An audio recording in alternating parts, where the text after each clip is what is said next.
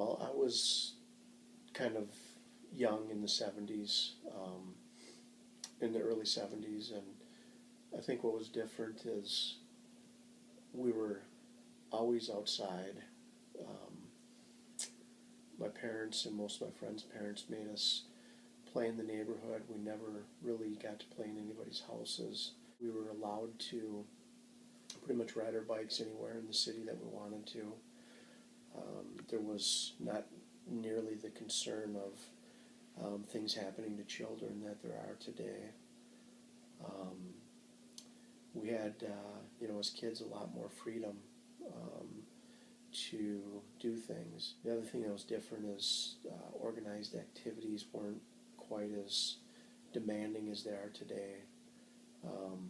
You played some sports, but it was, just for weeks or a couple of months at a time rather than year-round.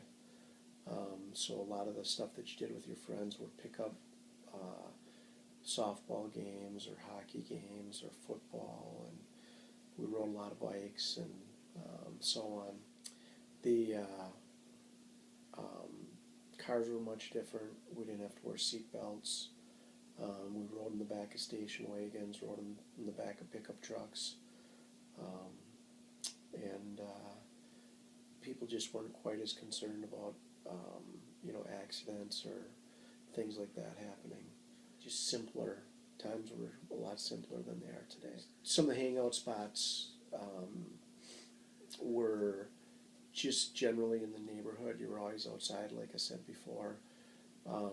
We spent a lot of time down at the end of our city block. There was a bank down there, and we did everything at the bank, from play bike tag to play kickball games to play tennis on the side of the bank building. Other hangout spots were actually the playground at the elementary school, where we played football, pick up football, played kickball, played softball, if I didn't mention that already. Another hangout was a place called the Bonton, which was a donut shop. And then the Bonton actually got a whole bunch of pinball machines when I was probably about 10 years old. That was middle 70s. Bell bottoms were really big. The kind of the polyester pants were kind of an in thing, but also kind of just a something that everybody had or wore. There was a type of shirt, and I don't know, it was kind of like a nylon shirt, and always had designs like pictures on the front of it, and they were probably the most uncomfortable shirts you could ever wear, but everybody had them and thought they were the thing. That's when you started getting some of the real wild colors. I remember for a while everything was cool, and the word dude kind of started to be used. Bummer was, everything was a bummer. Well, the Vietnam War ended in the 70s. We had a major gas shortage in the 70s. The Iran hostage crisis was a big event at the end of the 70s.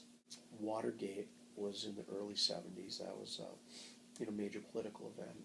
I think my favorite memory is being outside in our neighborhood playing with all the kids. There was a lot of kids in the neighborhood. There was always something to do. And whenever you got up in the morning, you just went out and everybody congregated or met in the alley. And then you'd decide what you were going to do for the day. And you'd play all day until it was lunchtime, and your mom would holler for you, and you'd go home and eat lunch. And then you'd go back out and do it again. And then somebody would holler for you for dinner, and you'd come back in, and then usually you were back outside playing something until you had to come in and get ready for bed.